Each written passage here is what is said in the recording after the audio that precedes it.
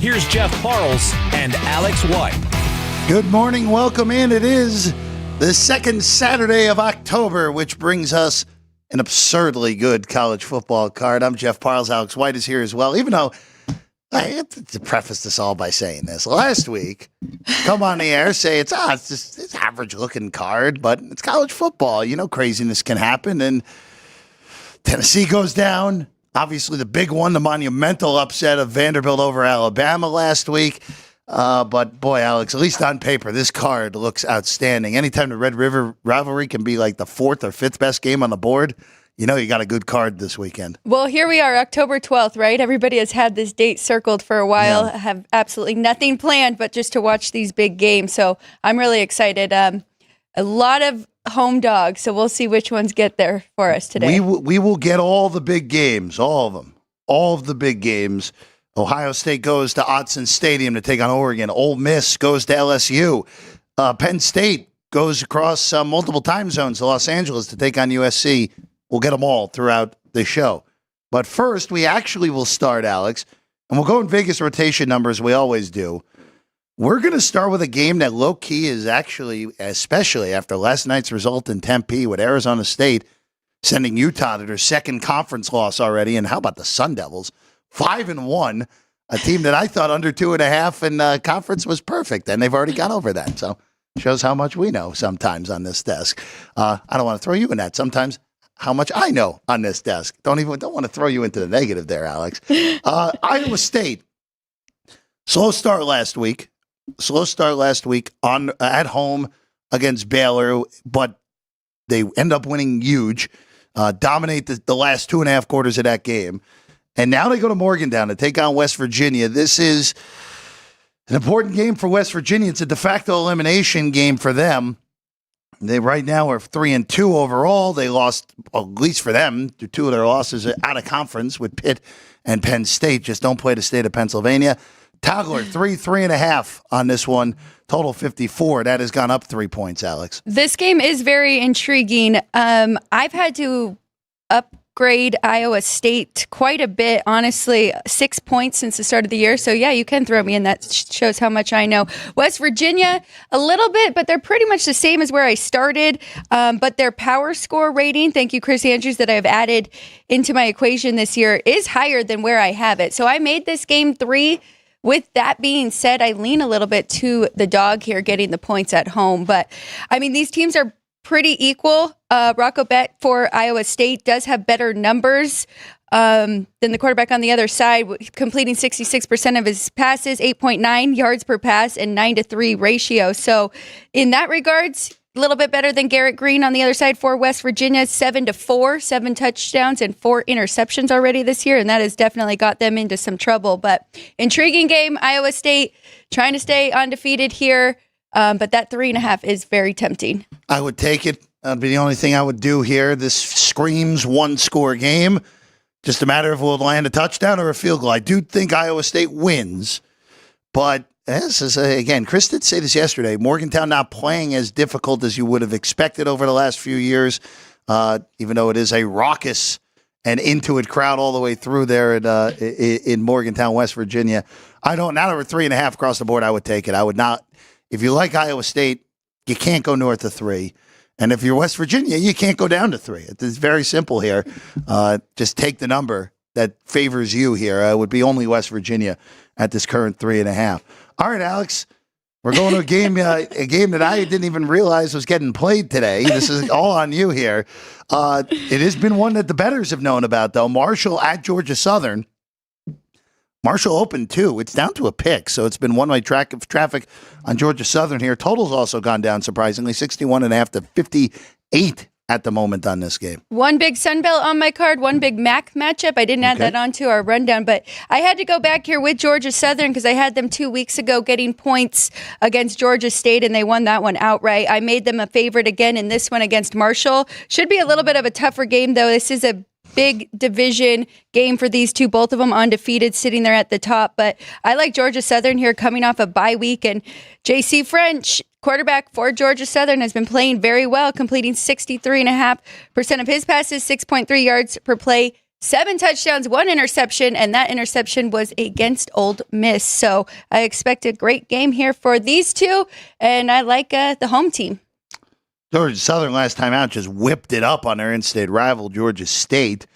Again, this is Georgia Southern just got to keep winning. Get a shot at James Madison next week, who just eviscerated Coastal Carolina on Thursday earlier in the week. All right, let's go to Pitt. One of the bigger surprises. We talked about this game at length yesterday. Pitt is 5-0. Eli Holstein has been a stud for the Panthers. 2 multiple double-digit comebacks in the fourth quarter. Of course, earlier in the year against Cincy and West Virginia, back-to-back. A nice win last week where Pitt was tied at halftime, ended up dominating the second half, win by 10, 34-24 on the road in Chapel Hill. Alex, this is a straight fade of Cal, though, today, off of that just, look, if they had won, I'd still look to go against them today just because it was an emotional win. Game day was there for the first time ever. You beat the top 10 team in your own house. Instead, 25-point lead blown completely for Cal, and it turns into a nightmare, and I think it works the same way. It's just an emotional loss in the worst possible way for Cal, and Pitt has been, look, I don't like Narduzzi. You know this. Anyone who's listened the last 2 years knows this. But Pitt has been surprisingly consistent on offense, which has not been the case basically ever under Narduzzi except for a year with Pickett. I like Pitt, especially with 3 behind us. There's a lot of 3.5. Look for that 3. Don't go north of that. I do like the Panthers in this one to cover just on the emotional angle that Cal just won't have much in the tank today. I'm with you. I laid the points here with Pittsburgh. Double for me, though. I like the angle. I like the situational spot against Cal and the travel and coming off of that emotional loss. And then I also made Pittsburgh a 5.5-point favorite here. But double whammy.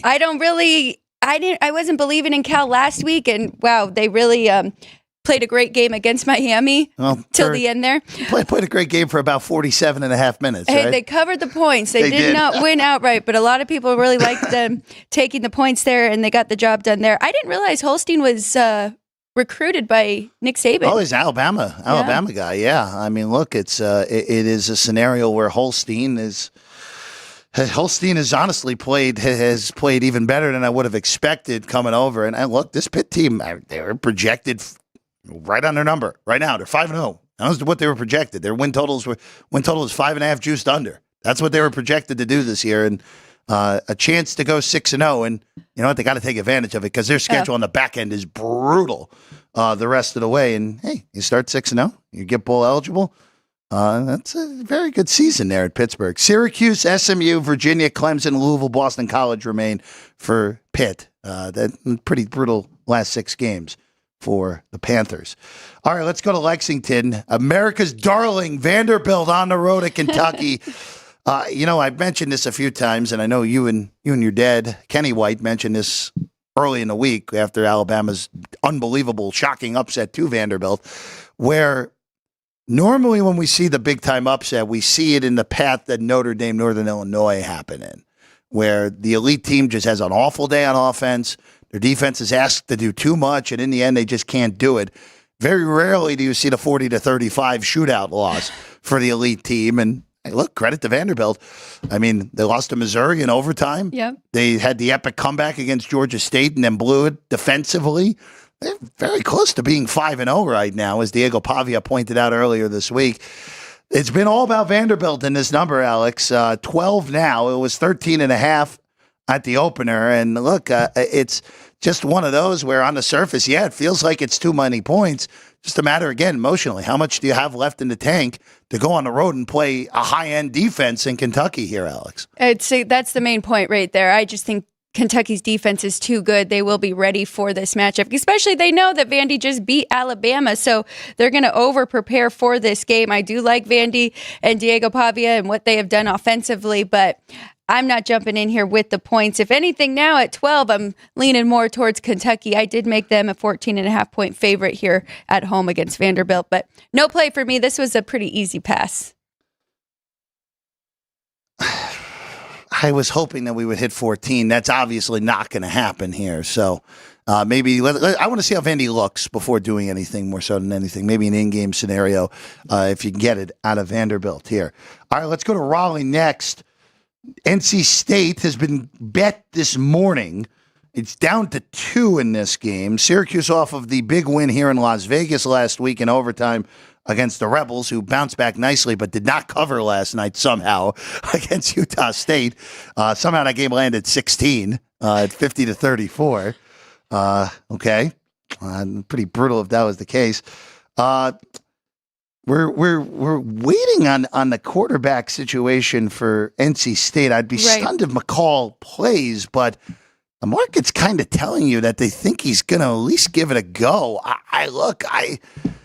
We all saw the hit last week. It was brutal. He was in the hospital for 24 hours. I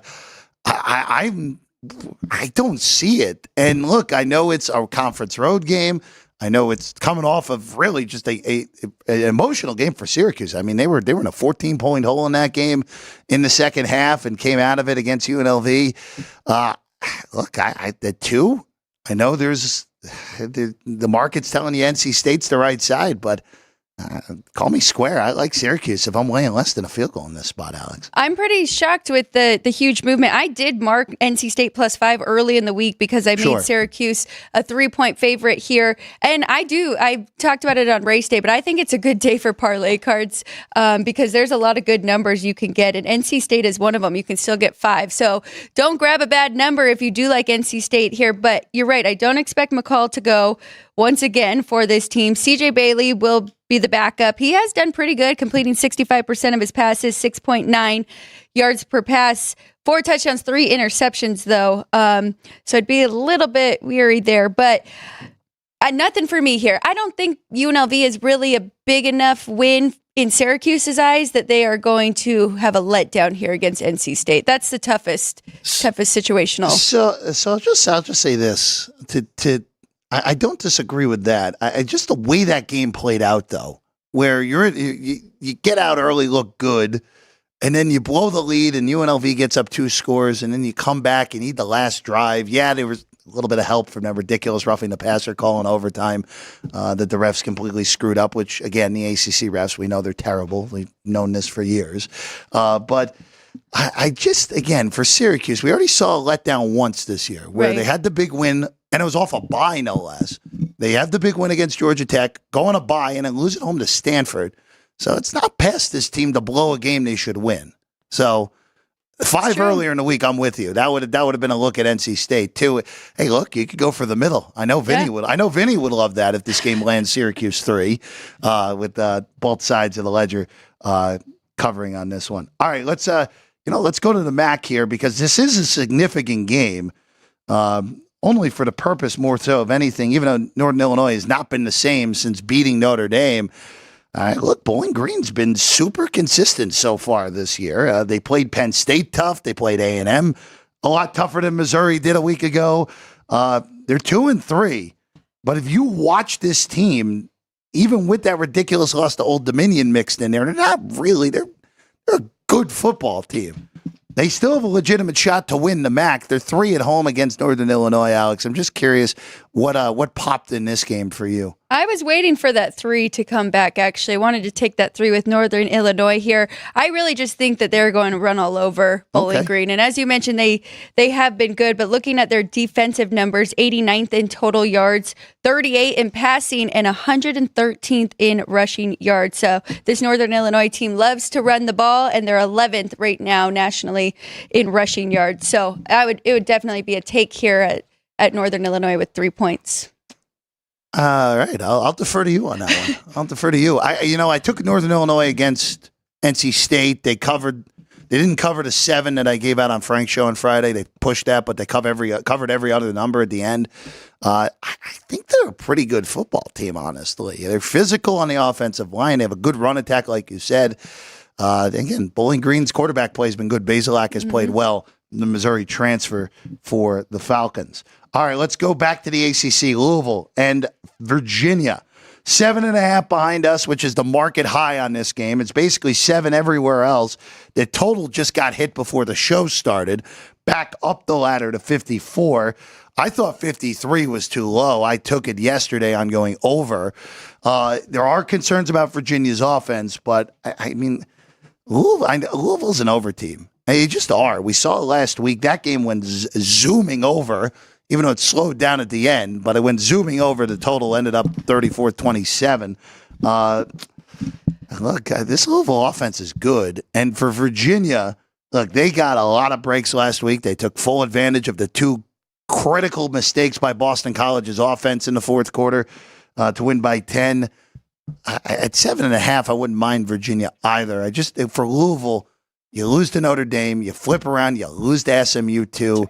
Your season's on the brink. You have Miami up next week also. Just a bizarro sandwich spot on the road for Louisville. I wouldn't mind taking 7 and a hook if you can get it with Virginia. I really wanted to take that with Virginia as well, but I don't like the fact that Louisville has lost back-to-back weeks, and I didn't want to overreact because I did lay the points with Louisville last week against SMU, so I didn't want to bet on a team and then bet against them immediately because they could very well win by 2 touchdowns here. Virginia has struggled against the pass. They've been really good getting to the quarterback, though. They're 23rd in sacks per game. So if they can do that and get to Tyler Shuck, then they can hang around in this one. So numbers say take the points here with Virginia. I just haven't got there yet. This is just, I'm with you on the back-to-back losses thing, and I normally don't like going against quality teams that have lost 2 in a row. It's just a weirdo sandwich spot, though, where you get Miami next week, which it's weird to say in a schedule that has Clemson, Notre Dame, and Miami and Pitt all of a sudden on there. But look, for home games, Miami's the biggest home game of the year for Louisville by a significant margin. So I think your over is probably the best play here. Yeah, I think both offenses will have success. I agree with that. That's the play I like the best in this one. All right, let's go to Knoxville. Vols hosting the Gators. We know historically, especially recent history, Florida has owned this matchup through the last 20-some-odd years. But look, Tennessee's off that head-scratcher last week in Fayetteville. They lose. Their offense didn't look good at all. Which I'm starting to question because Tennessee, against the 2 best defenses they've seen this year, their offenses look pretty average in those 2 games, even though they beat Oklahoma handily. I thought it had more to do with Oklahoma than it had to do with Tennessee. Yep. Florida, look, I said this yesterday, kind of have to give the Gators credit because it looked like the season was going to completely fly off the tracks. Billy Napier wasn't even going to make it to the cocktail party at the beginning of the month, or at the end of the month, I should say. But here they are. They've won 2 in a row. They beat Mississippi State. They beat Central Florida. I know Mississippi State's terrible. I know Central Florida's been a disappointment. But, hey, you're still beating 2 Power 5 teams back-to-back. Now you go on the road. I said it yesterday. If it gets to 14, I'll be on Tennessee. I will be on Tennessee. Now that we're at the 14 behind us, this just feels like a game where Heupel's going to run this thing up, especially off a loss a week ago. I'm with you. I like Tennessee in this spot. One thing's interesting is I was all over Florida last week, and still I have Tennessee 20-point favorite here against Florida. So it's really the defense for Florida that I am concerned about, even though they did do good against the Knights last week. But I think Tennessee will definitely get back on track here, and their offense, they'll take advantage of this weaker Florida defense, especially against the run. They're 110th against the run, and Tennessee 4th right now in rushing yards. So I know it's a lot, 14 points. I usually don't lay that many points, but that's the way I would play it. Moving along to another shade of orange, Clemson, in a game that goes at the top of the hour, goes on the road to Wake. Wake won last week. They beat NC State after the McCall injury. Clemson, as we know, has been, they played 1 bad half against Georgia. Since then, they've been as good as anyone, especially in that ACC. They're 21 on the road. I just ask you because there's no real spot in here. I mean, last week they kind of sleptwalked, won by 16, covered early numbers, not the closing number against Florida State on the road in Tallahassee. Their schedule's pretty soft the rest of the way. Their hardest games left, they get Louisville at home. They'll be a double-digit favorite in that one. They go to Pitt. They'll be probably north of they'll probably be a double-digit favorite in that one, especially if Pitt goes a little backwards. And then South Carolina the last week of the year, they're going to be 2 touchdowns in that game at home. This sets up so well for Clemson to make the college football playoff and at least at a bare minimum make the ACC title game at this rate, Alex. 21 today against Wake Forest. It's funny how that first week can have a lot of weight in your power ratings because you just remember it so well. And I had that problem here with Clemson and that first game for them against Notre Dame. But I have adjusted accordingly throughout the weeks, and I finally am right there. Clemson 21 over Wake Forest on the road. So I'm happy with that number here. I like this Clemson team. You mentioned everything. They have been outstanding besides those 2 quarters. And really the big difference for them is their quarterback, because Klubnik is having his best year, completing 64% of his passes, 8.5 yards per pass, 14-2 touchdown interception ratio. So I really like this team. I'm not going to lay it. My number, I don't have any edge here.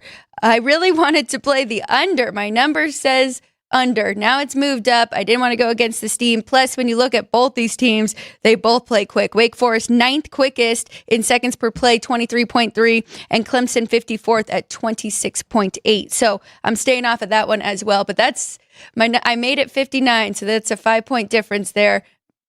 I mean, that's a high total for a Clemson team that's known for their defense, right? Here's the thing, though, with that, Alex, where if you look at their games, other than the Georgia game so far this year, and that game would have gotten to the over if Clemson had done anything on offense. That's right. Mean, other than last week, these games have been approaching the overs. The Stanford game just went under. But look, they put up 59 on NC State. They put 66 on App State.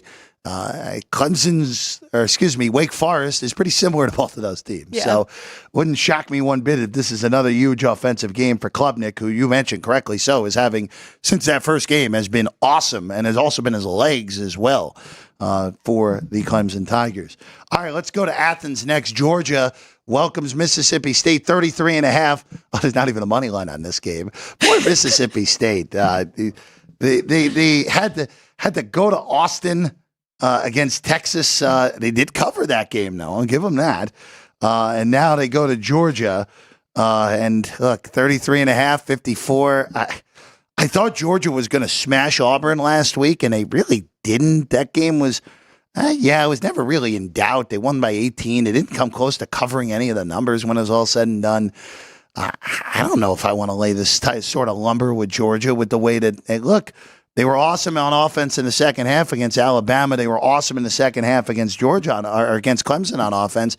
I haven't seen it really from Carson Beck so far this year. He's not looked like the high-end prospect and Heisman favorite that everyone said he was at the beginning of the year, Alex White. Really, though, I mean, if you look at his numbers, he's got 12 touchdowns and 3 interceptions. All 3 of those interceptions came from the Bama game. So besides that, but you're right. I mean, not really putting up the explosive plays.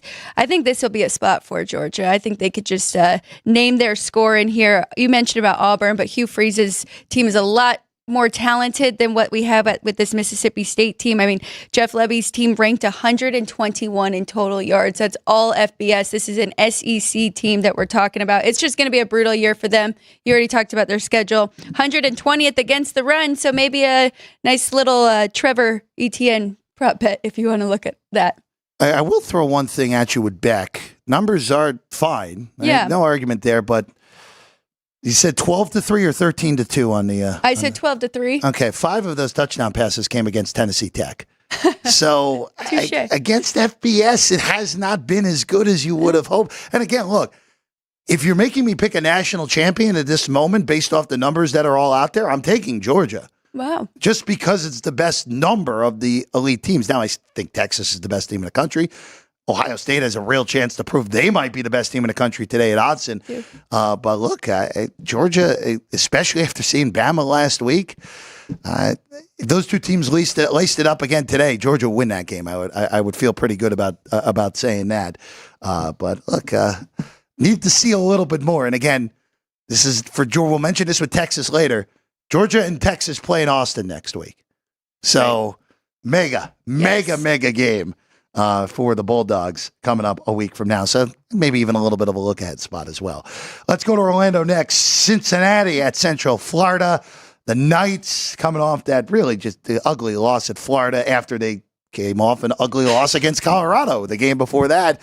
They're 3 at home against their former American Athletic Conference brethren, Cincinnati, of course, now in the Big 12 together. Bearcats have been much better than I thought they would be, Alex. I thought after that game against the Pitt Panthers that they blew, that the season would kind of collapse on them. It has not. It has gone the other way. They've been 2-1 in the next 3 games. I know the opponents haven't been great, but they were a missed field goal away from overtime in Lubbock 2 weeks ago. At 3.5, I thought this was okay on Cincinnati. At 3, this is a no play for me. I think you missed the best of it. Wouldn't chase it here in this one in Orlando. So this is actually my only total of the day, but Nice. I love this over 58.5. It kind of goes into yours. I think both offenses are going to have a lot of success here. Central Florida, you were on it 2 weeks ago talking about their secondary and how they are not good against the pass. Colorado did whatever they wanted. Florida had a good win over them. Cincinnati has been very good in that regard. Brendan Sorsby he has been talked about a lot for the Cincinnati team, completing 66% of his passes, over 1,500 passing yards already, 9-1 yards per play, and 12 touchdowns so far on the year. So I do like this over. I think both are going to find success. And Central Florida, very good running the ball, and that is Cincinnati's weakness on defense. Sorsby had a huge game at Tech 2 weeks ago. It's protected the football, as Alex just said, a lot better. And again, expectation. Again, I thought Cincinnati was going to be one of the worst teams in the Big 12 and underachieve with a little bit of talent. Coaching matters. Not a huge coaching advantage, if any at all, for Central Florida today. One of the few matchups that Big 12 has to be the biggest shocker, right? We kind of thought that going into the year that it was that it was a wide open mix. And look, right now, especially after last night, where Utah now basically has to be perfect and get some help in order to make it to Arlington. I mean, look, you're entering today. You have Texas Tech is 3-0. Yeah, we expected that. BYU, by the way, is a huge game against Arizona, which we'll get to later. They're undefeated in conference. They're 5-0. I thought BYU was going to be a bottom feeder as well. Colorado, no one expected that. Like, look, especially after the Nebraska game, it's like, all right, they're a 4-win team again. And Colorado has stabilized the ship and has won both their conference games. Yeah, I know they need a little bit of a luck box against Baylor, but guess what? They still won the game.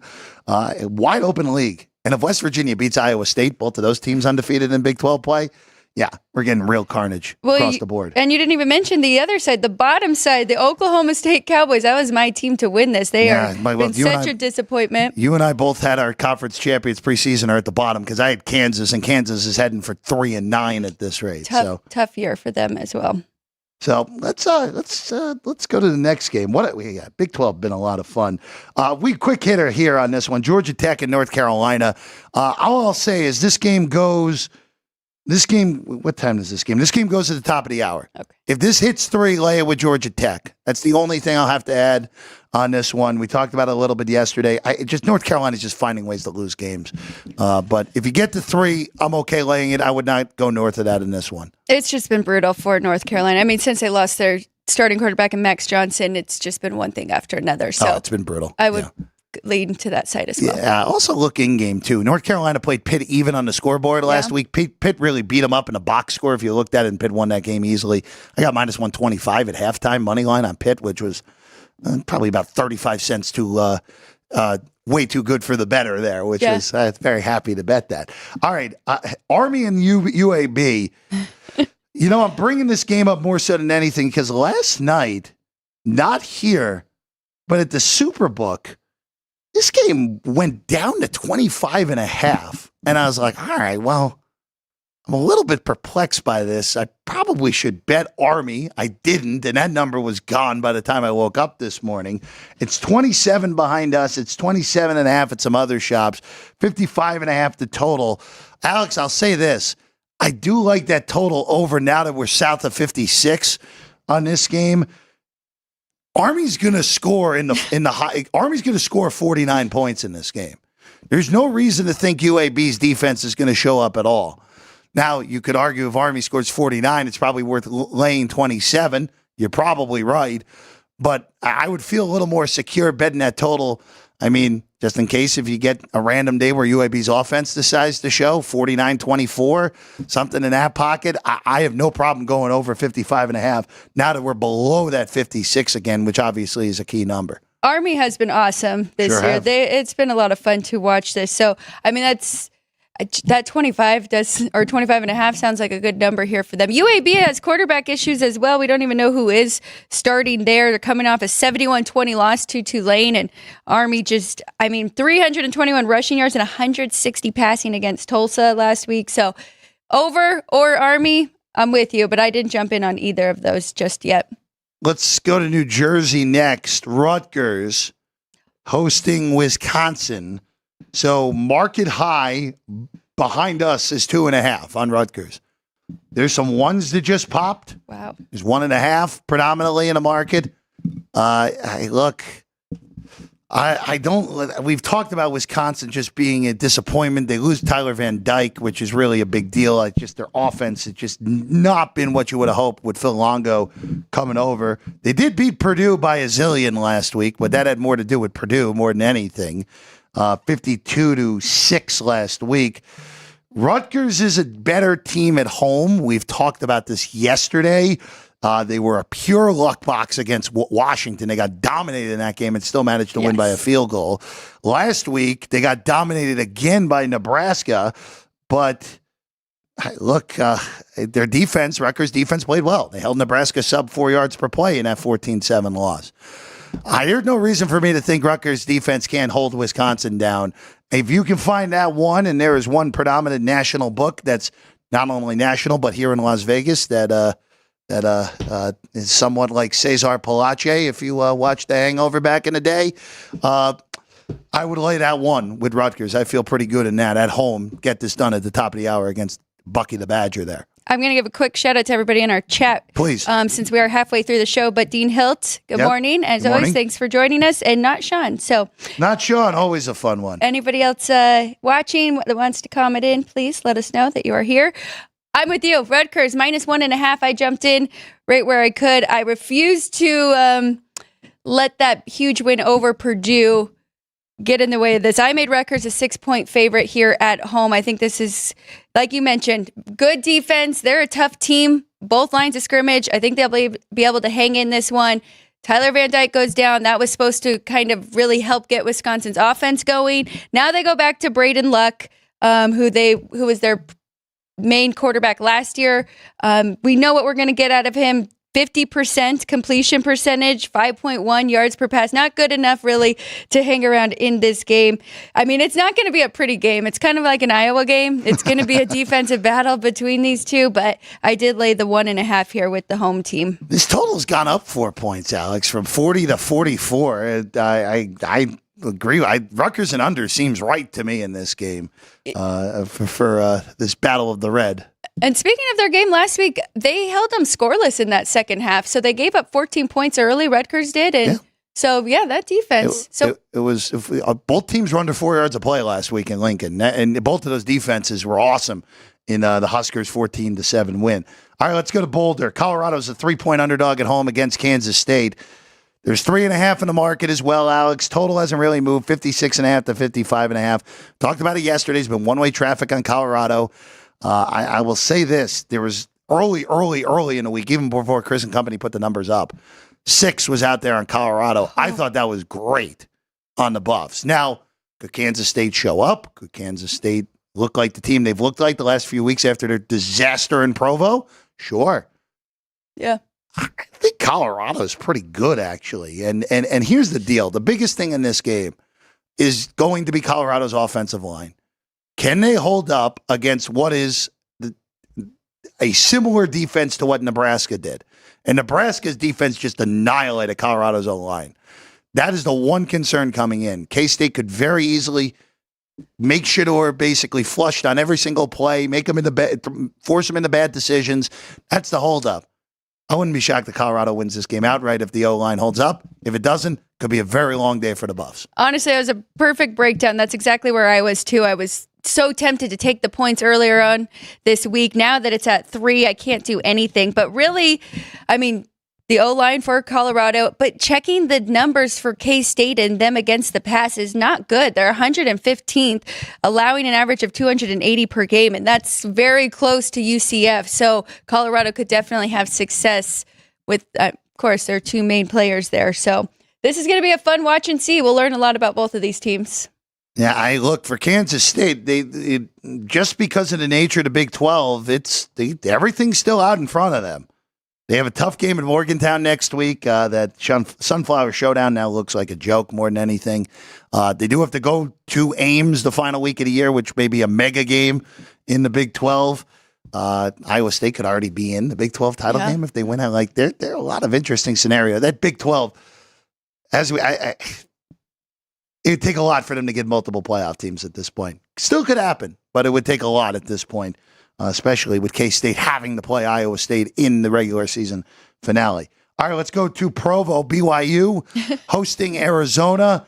Alex, I want to go against BYU so badly in this game, but then I watch Arizona last week, and the result in Salt Lake City feels like it was an aberration. It had more to do with Utah than it had to do with Arizona. They really get thoroughly beat up in a game at home by a Texas Tech team. Yes, they're undefeated in conference. Still not buying the Red Raiders long term. I'm looking for angles. I know the betting market likes Arizona in this game. It was as high as 5. It even touched 2.5 here this morning at the South Point, and now went just back up to 3. I would only money line Arizona, but I don't love the fact that I'm getting pretty much the worst of the money line price at this point. Maybe wait till end game, see if BYU cracks a 3-0 lead and get a better number in game on Arizona. That'd be the only way potentially I'd look at this.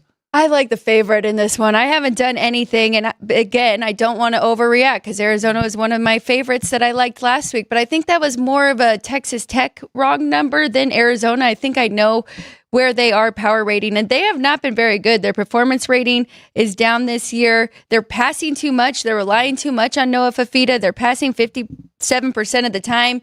I like BYU. They have a very well-balanced offense, running 53% of the time, so I didn't do anything. It could be a sleepy spot or upset spot for the Cougars here, who have had a nice 5-0 run, but I lean to the favorite.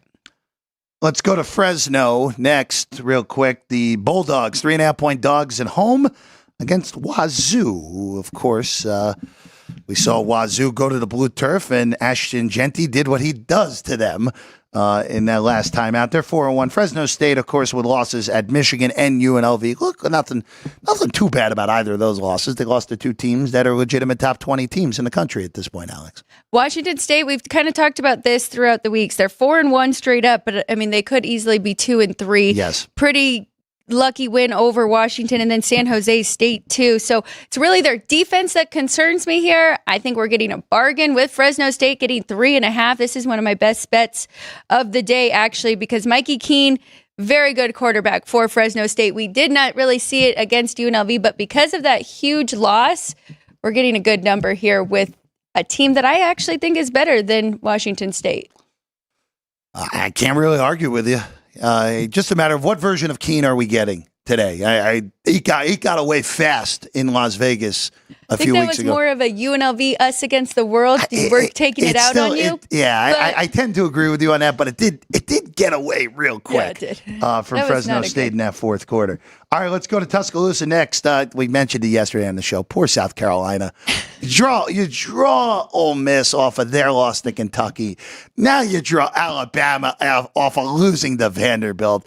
Just awful timing every way around here. 22 now in this game. The total's actually gone down to 50.5. Alex, I would only, even at the worst of the number, I would only look to laying the favorite in this game. This is just a brutal spot for South Carolina. I don't think they're a bad football team. I just think there's something to be said about just drawing teams off of just hellacious losses.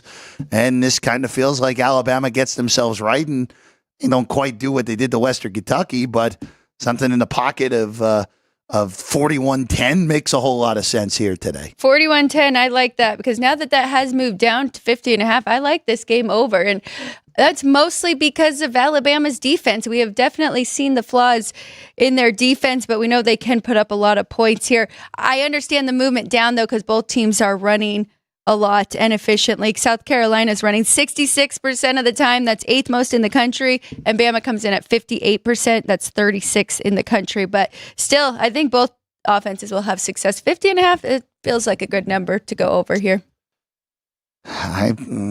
No argument for me. I mean, Bama gets to the high 30s, this game's going over. I feel pretty confident in that. If Bama's in the high 30s, and now South Carolina's defense has been pesky. They held Ole Miss to only 27 last week, but Ole Miss kind of took the foot off the gas pedal because they were in total control the whole game in Cola a week ago. All right, let's go to South Bend. Notre Dame welcomes Stanford.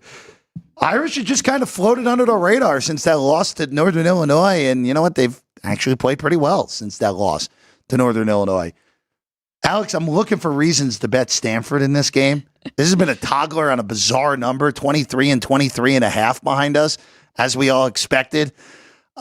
When this is all said and done, Alex, if this this burned me when they played Clemson, because when Stanford got to 24 in that game, I was like, all right, I got to take this. And Clemson ended up covering the game relatively easily when it was all said and done. If this gets to 24, I'll be on Stanford again, which probably means Notre Dame's going to win the game 31-6 or something in that pocket. Stanford, I actually don't think is as bad as they've shown against these better teams the last few weeks. I was very disappointed in them last week against Va Tech. They looked awful in that game at home.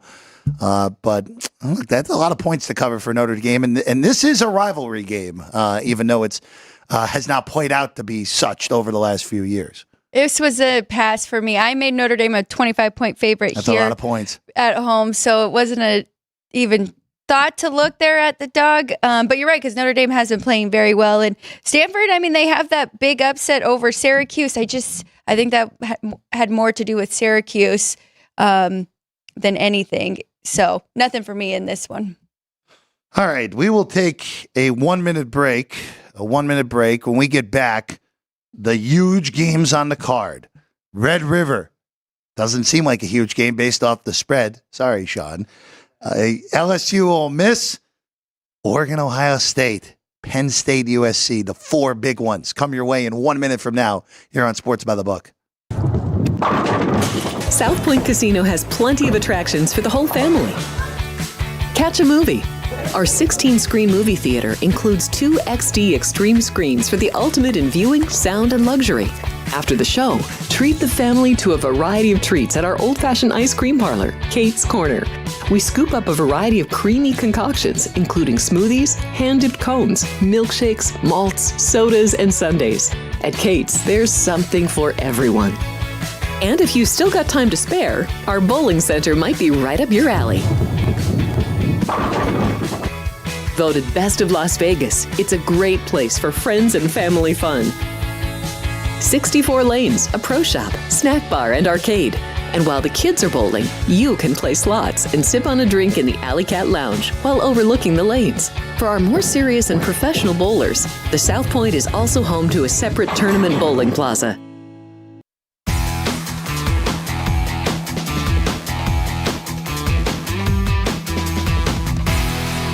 Welcome back. It's Sports by the Book here at the South Point studio. Jeff Parles, Alex White. We'll see Vinny Magliulo in a few moments from now, hopefully. But Alex, let's go to the mega games on this card today. Let's start in Dallas. Later start than usual for Red River, an extra 3.5 hours to enjoy your adult beverages at the Texas State Fair. Number 1 Texas, number 18 Oklahoma. Alex, 15 opener, went to 14.5 initially. And now it's just one-way traffic on Quinn Ewers, who is back today for the Horns, and Texas up to 17 in this one. We have seen some beatdowns in this rivalry over the past. Of course, Texas put it on Oklahoma a few years ago. Oklahoma fought back with that big comeback a year ago in Red River, giving Texas their only regular season loss. Mm-hmm. A lot of points. This is a lot of points for this rivalry, especially with the total sub 50 in this game. Yeah, we're almost to a point where I probably should jump in. I made Texas 13.5 here on a neutral. I was going to look to play this first half with Oklahoma. I think their defense can do enough to hang around in this one. And I don't want to make too much of Quinn Ewers being out and, maybe taking some time to get back into the groove. But if it's going to happen, it's going to be early on in that game. So, yeah, I like the first half. I'll have to check what number I could get, the best number now that this number has moved. I knew we would see money on Texas. It was a matter of time, and now all this steam has come in here on the Longhorns. Welcome in, Vinny. Hello, Vinny. Good to see you. Good morning. Just as we're saying, just one-way traffic on Texas in this Red River game, Vinny? Right now, I mean, obviously, overall, there's a lot of action on both sides. I was just with Chris Andrews back there, and just action all over the place. But there'll be plenty of money now come on Oklahoma. So I'm happy to report there'll be two-way. Yes, both ways overall. We're probably going to need Oklahoma, right? And the key to the game is, for Texas, obviously, is to make sure they don't turn the ball over, because that's Oklahoma's defense is their key. The question is where they're going to find points. Well, that's kind of the thing. And I think that's why we've seen this number, go to where it is right now at 17. Michael Hawkins Jr. gets to start yet again. They won that Auburn game more because of Auburn's mistakes more so than anything. Yeah. So I'm not buying Oklahoma still. I still think they're probably a 6 or 7 win team here in 2024. All right, the other game in the SEC that, quite frankly, I think this game is more important for what is moving forward in the college football playoff landscape than, quite frankly, any other game in the entire country. Even Ohio State, Oregon doesn't have the importance from a playoff perspective, at least in my perspective. USC? We'll get to that. Okay. Both teams makes this a little more prevalent to me. Yes. You're talking about Mississippi and LSU. You know it. LSU, 3.5-point dogs at home.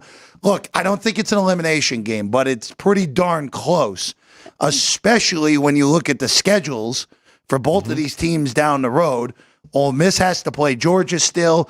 LSU only has to play Texas A&M, Alabama, at Fayetteville next week, which is no gimme off of what Arkansas has done this year. Oh, they also get Oklahoma at home. They also get America's darling Vanderbilt. So LSU's schedule is brutal. Brutal. Feels like it's a game that LSU has to have more than Ole Miss, but it really puts Ole Miss behind the 8 ball if they lose this game and lose 2 out of 3, Vinny. 3.5 the number right now with the Rebs laying it in Death Valley. Well, in the old format, the old playoff format, one loss was really, Dunzo, not, for the not most part. quite a death knell, but you were scrambling. 2 losses now is, if you're an SEC or Big Ten school, probably could survive it a bit more, but still, with this much time to go, what do you do with 2 losses? Right? It's going to be difficult. So, to your point, Joe, is it an elimination game? Well, a year ago it would have been for certain, but still, look, the bottom line is that these teams need to win and to keep their destiny in their own hands. So.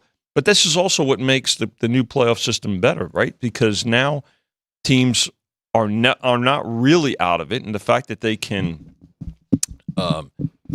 survive. And if this is a close game, then that's great for both sides. Obviously, the winner, not as critical to the loser. But to your point, Jeff, it's an important one. By the way, LSU's, I think their best defender is Perkins is still out. Yeah, I thought that, they were going to try to have him as a game time decision, but I don't think that's the case. I missed the best of the number. I like the favorite here. I don't have a huge difference in the line from what you guys came out with, but Mississippi's still in my top 10. They're actually tied at 6 right now. So, I still think this is a really good team. LSU hasn't even cracked my top 10 all year long. Their defense is improved from last year, but I don't think it's up to this level yet. And Mississippi has just been so elite on both sides of the ball, besides that one loss. But I think they'll come in here ready to go. This one, Alex, 3.5. So that's what they're doing with this game. They're laying the 3 with Mississippi, taking 3.5 with LSU. Vinny, say the phrase. Toggling. No, not that one. Oh, two-way action? There you go. That's right. I like LSU outright in this game, actually. This is... Plus 45 on the money line? Yeah, I'll very happily take north of 3. This feels like a field goal game either way. And look, for LSU, that defense is definitely a concern. No argument there. But look at Ole Miss now with the better competition on offense. They weren't great on offense last week. Their defense was the story last week against South Carolina.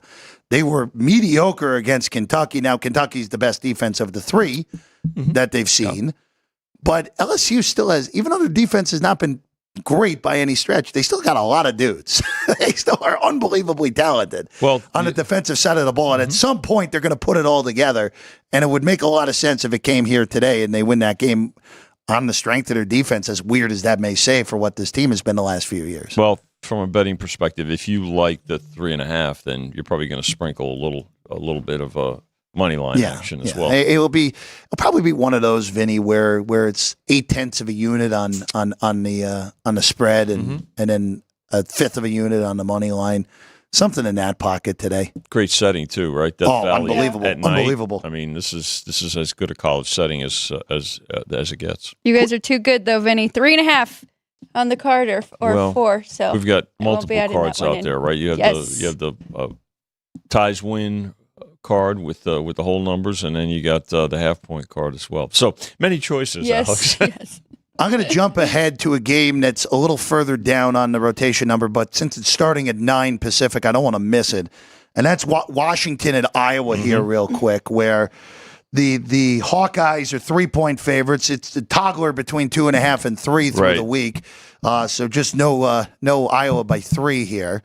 Alex, I know you have an angle in this game with the Hawkeyes at home and a total of 42 here in this one. But you teased it on the Football Frenzy yesterday, so I'm curious of your play. Oh, I was on Iowa at 2.5 was the play.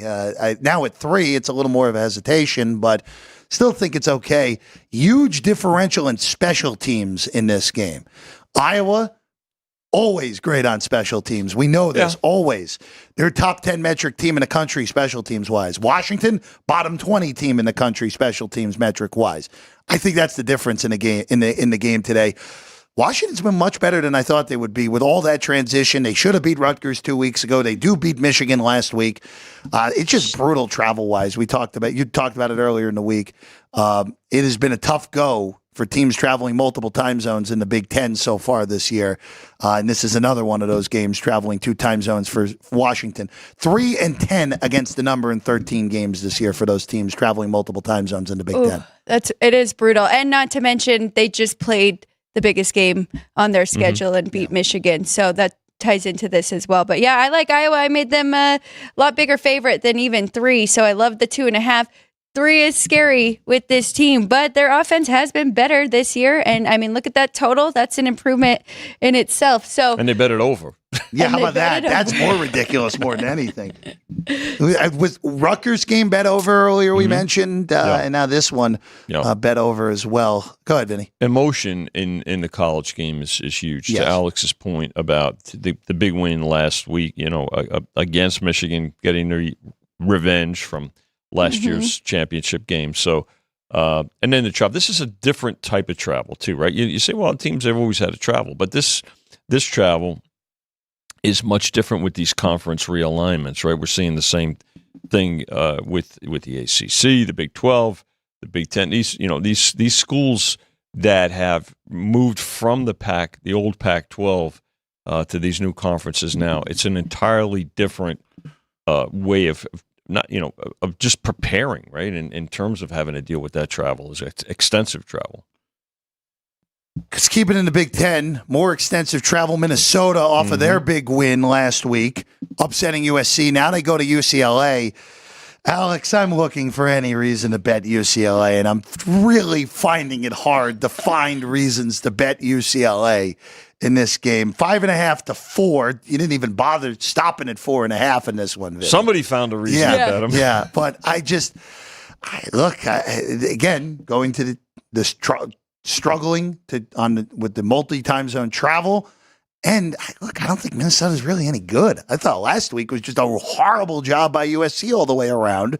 And a look-ahead spot with Penn State on deck, and USC just blew the game altogether, Alex.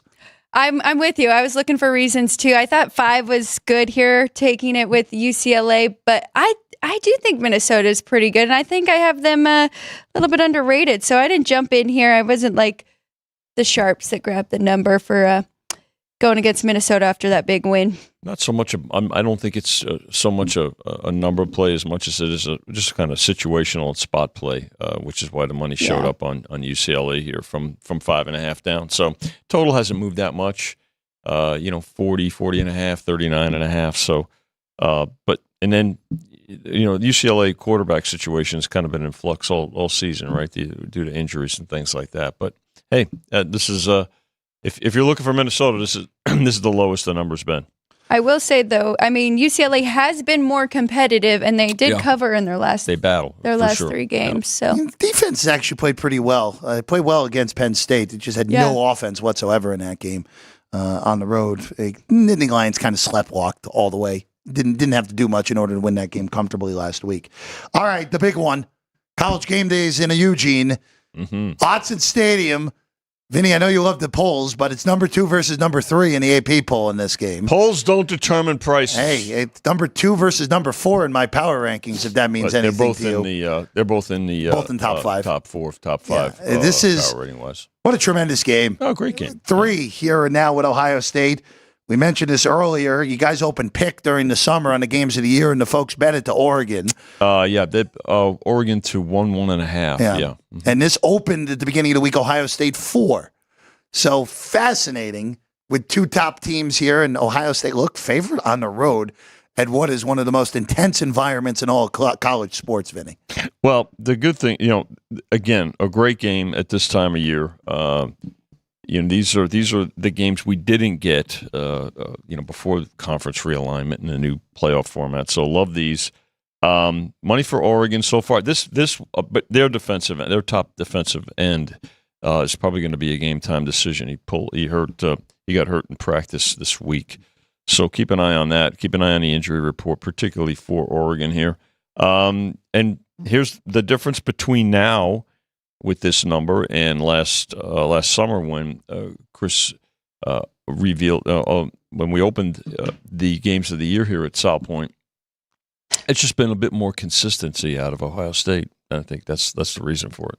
And putting up the bigger numbers, right? Because Oregon comes into this 1-4 against the spread. Haven't really wowed anyone just yet, but I definitely like the dog here. I took the 3.5 earlier this week when my dad and I broke down the game, but should have jumped on the money line there. I absolutely believe they can win this game outright.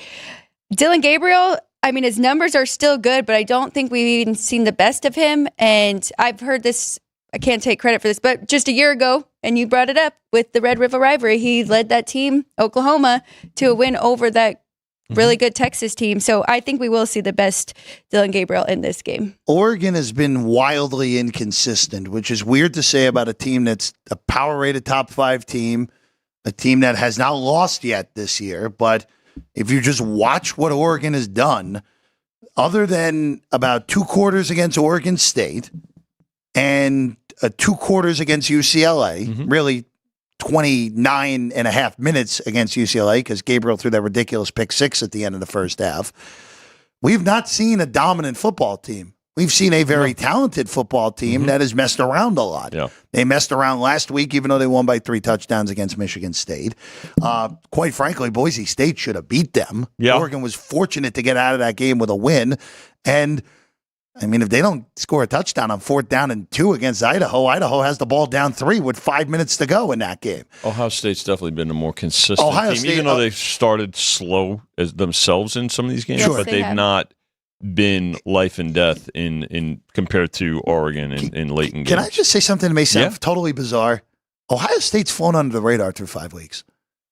I really feel like for a team that was the second number 2 power rated team basically all summer long, maybe even 1A, 1B situation with Georgia, the betting favorites in the Big Ten, they've kind of just, and you're right, they've started slow in some of these games, but they've just gone about their business. And you look at the final scores, they're just beating the snot out of everyone when it's all said and done. I think they're probably fine with that, flying under the radar, right? I know Ryan Day is. There's a lot of pressure on Day, and so when you look at it, and with all the upsets last week too, that's just fine. Because I mean, they haven't flown under the radar from a power rating standpoint. Oh, I'm not saying that. But from a publicity standpoint, a media standpoint, probably a little bit. But I mean, it is this is the game of the day. Let's face it again. And again, as we talked about yesterday with Chris, this is a game that we're going to book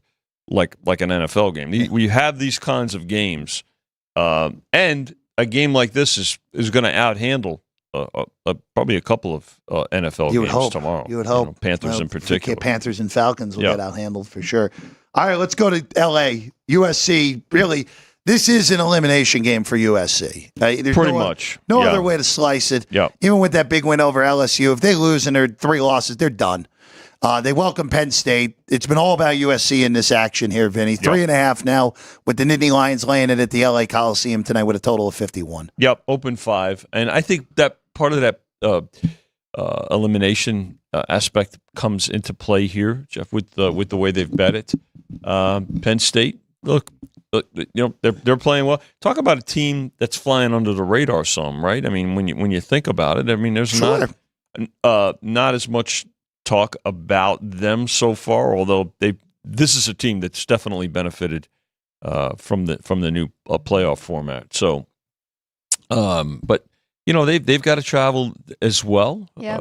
So when we talked about the travel from the Pac-12 schools having to do their travel, now you've got the same situation here, but. They do travel. They do travel a lot better these days. It's not like they're on a train going cross country anymore. And but yeah, this I suspect we'll see Penn State money here. It's a midday game. I think folks are waiting maybe for 3, and if it gets to 3, then we'll definitely see Penn State money. Travel definitely had to go into my handicap. I mean, 2,500 miles is a lot, and this team has to prove it to me still. I mean, we know how Penn State has been against their biggest opponents in Ohio State and Michigan. So we'll see how they do in this one. But I took the 5.5 earlier this week. Don't blink, that overnight was gone. And a lot of people, like you said, were here on the Trojans. But really comes down to Miller Moss, too. I mean, he has been a lot better at home and on a neutral site. Mm-hmm. I mean, the 2 of his 3 picks were on the road. They're 3-0 at home and on a neutral site. So I definitely trust Lincoln Riley to have his team ready for this matchup. 3-point move to the over here. Yeah, not surprising. And again, for Penn State to really become even a bigger factor, this is the kind of game that they need. Now, SC will be up. They'll be sky high for this game. There's no question about it. And we see, what Penn State does at home. Some difference with them on the road. But this is going to be a big test for them. No question about it. I have no play on the current number. If it gets to 3, it'll be a play on Penn State. Yeah. If it goes to 4, it would probably, even with missing the best of it, would probably be a play on USC. Mm-hmm. I mentioned it. It's the de facto elimination game for USC. I know this is a bizarre thing to say with half the season to go, but if you look at Penn State's schedule, if Penn State wins today, they're going to have to royally mess up to miss the college football playoff because their schedule the rest of the way, they go to Wisconsin next 2 weeks from now. They have a bye. Wisconsin is, we mentioned them, not particularly good. They get the Buckeyes at home. All right, if you lose to Ohio State, no harm, no foul in this format. With 1 loss, right? Yeah. Washington, at Purdue, at Minnesota, and Maryland. Penn State is going to be a touchdown or more in every game left on the board except for Ohio State after today. Mm-hmm. If you win today, it could be smooth sailing to the college football playoff for James Franklin and company, who, again, I said it before the year, there is no program in America that benefited more from the 12-team playoff format than the Penn State Nittany Lions, because they own teams they're better than, and they lose teams they're not better than. So we'll see. We'll see how it all plays out. Just bringing this up real quick. Vinny, we get a Hawaii game tonight. And not only that, it's a late Hawaii game, too. And this game, because of its time, and again, Boise as well, it's going to be, they're hosting Boise here. This game will be, the G game, right? The get out or gravy game. So it's gonna get a lot of action, and folks will be, it's a great time schedule. I mean, the way the games are position today is fantastic, and it's going up with a half hour before the Colorado game as well. Yeah, so Colorado 7:15. That's just great. This sets up real nice here. 21. It's really hasn't moved that much. The total on this one, a couple of points. It first went, it's come down, but I can tell you now, this 59.5 is going to disappear. They'll be over money. I'm sure you saw this already. We mentioned it on Punchlines yesterday. Ashton Genty had one shop Nationwide is minus 6,600 to get in the end zone today. That's the biggest number I've ever seen, to be honest. 66 to 1, yeah. Yeah, I will tell you, I actually do have a play on this game. I like this game over. If you like it over, Yeah. don't wait. No, and Because it's going to go up. And that's why I'm bringing it up. Yeah. Because there is no way in hell here that this game is staying at 59.5. No. This game will probably close 61, maybe even higher because of the nature of it's Ashton-Genty and it's Hawaii, even as Hawaii offense isn't particularly good. I like this game over. I think Boise's getting in the high 40s tonight. So I don't need much of anything from Hawaii at 59.5 if we get Boise in the high 40s I'll see you tonight. at the counter in 2 minutes. You might very well may, Vinny. Well, you will because I know I'm putting a parlay card in because there's some these parlay cards every so often you get some fun closing line value here. So we'll see if the closing line value is. They're not bookmarks. Hey, I know. Oh, they look good. Yeah. They look good. Hey, Missouri's in the end zone less than a minute in.